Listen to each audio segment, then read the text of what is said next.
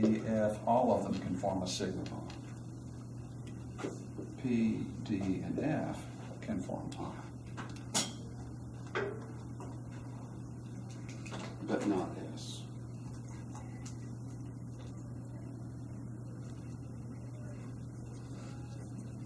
A question about those definitions. There's also something called a delta bond.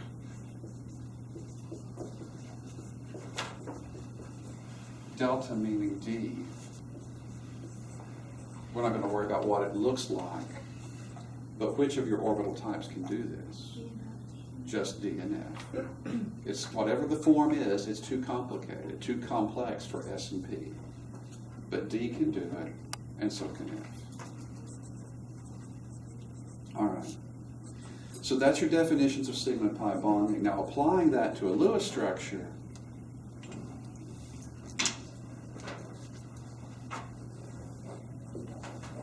the direct bonds always form first. Because the more direct bonding is more stable, and therefore the first bond that forms between any two atoms is always going to form sigma.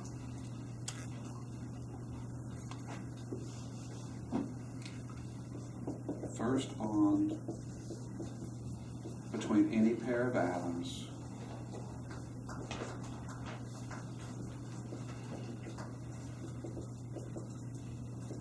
is going to be sigma.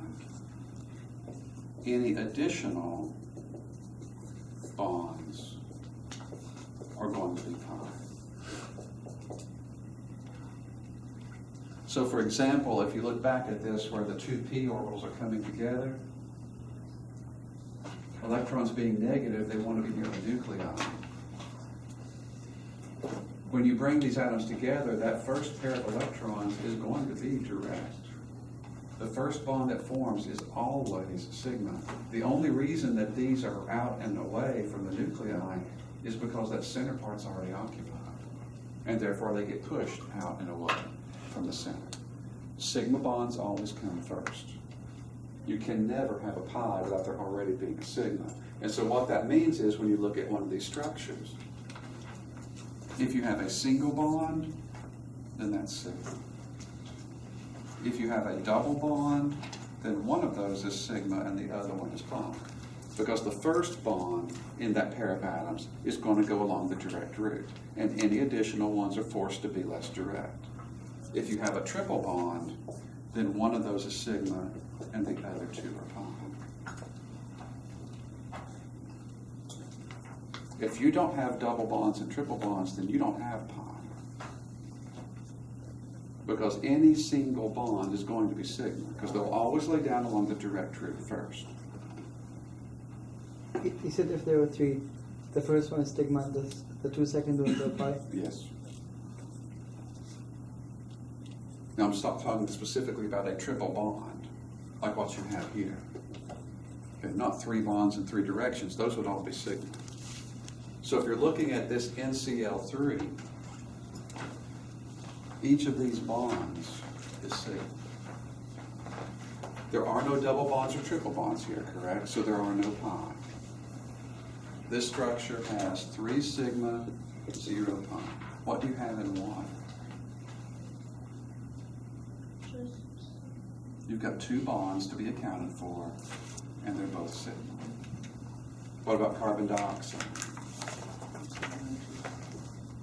2 sigma and 2 pi. Over here you've got 1 sigma, 1 pi. Over here you've got 1 sigma, 1 pi. But the first bond between any pair of atoms is always sigma. The extras are what give you pi. This one, total for the whole structure. How many sigma? 2. And how many pi? HCN. 2 sigma, 2 pi. VOCl. 2 sigma, 1 pi. COCl2. 3 sigma, 1 pi. 3 sigma, 1 pi. NO2 negative. 2 sigma, 1 pi, and it's that pi that's actually in your resonance.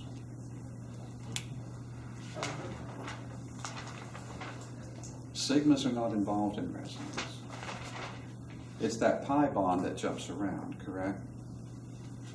The extra bond is either here or there, time average in between, but it's that pi bond that's in your resonance. The perchloride ion, 4 sigma, 3 pi, and those pi are involved in resonance. SO3, 3 sigma, 3 pi. SO2, Cl2, 4 sigma, 2 pi, and BeCl2, 2 sigma. No pi in that one. Question?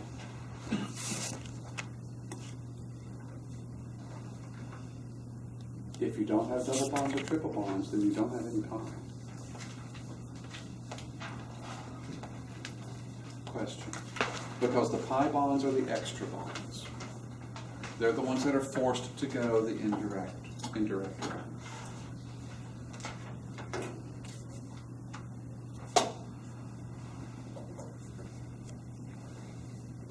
Question? All right.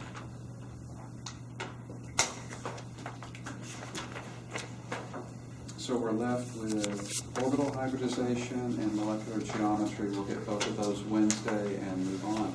So between now and then, make sure you're good at Lewis structures and work on these properties we already talked about. Especially electronic shape, electronic geometry, because molecular geometry is a variation on that. You need to be comfortable with looking at these and seeing linear, trigonal planar, tetrahedral, so that we can build on that on Wednesday.